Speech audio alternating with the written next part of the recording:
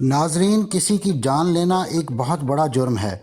کہتے ہیں کہ قاتل دنیا کے قانون سے تو شاید بچ جائے مگر قدرت کے قانون سے نہیں بچ سکتا۔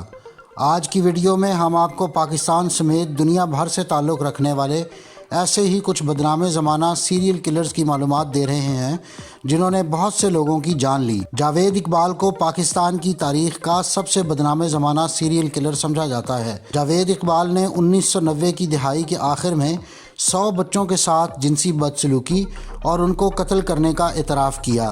جاوید اقبال کو 20 سال کی عمر میں زیادتی کے الزام میں گرفتار اور پھر جیل بھیج دیا گیا تھا۔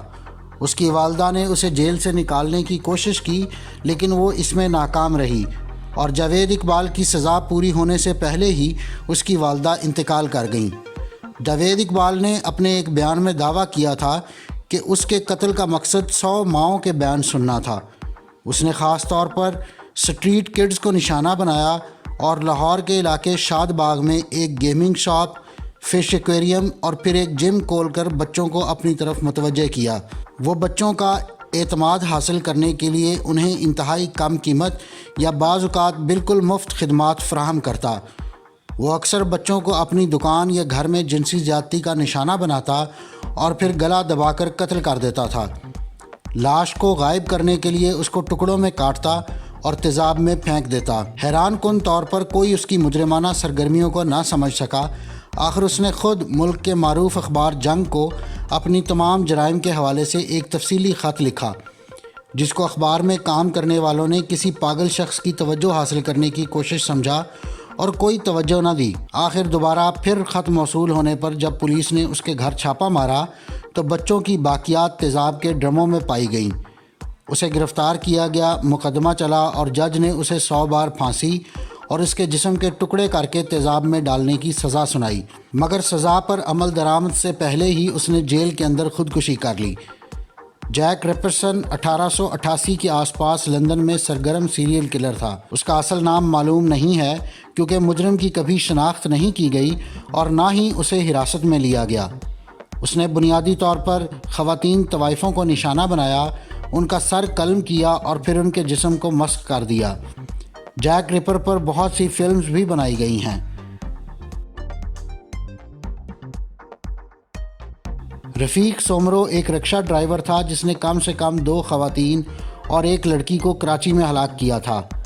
وہ اپنے شکاروں کو اٹھا کر اپنے گھر لے جاتا جہاں وہ زیادتی کرتا اور پھر انہیں مار ڈالتا۔ اس کے بعد ان افراد کی لاشیں کاٹ کر کراچی کے مختلف علاقوں میں پھینک دیتا۔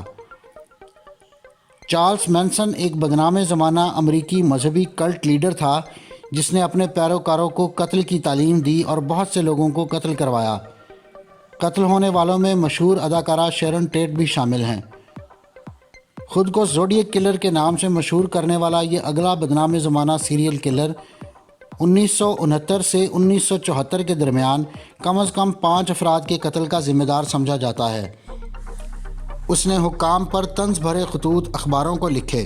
یہ شاطر قاتل نہ کبھی پکڑا گیا اور نہ ہی کبھی اس کی شناخت ہو سکی۔ دلچسپ بات یہ ہے کہ اس قاتل کی گرفتاری کے لیے کوشش اب بھی جاری ہے۔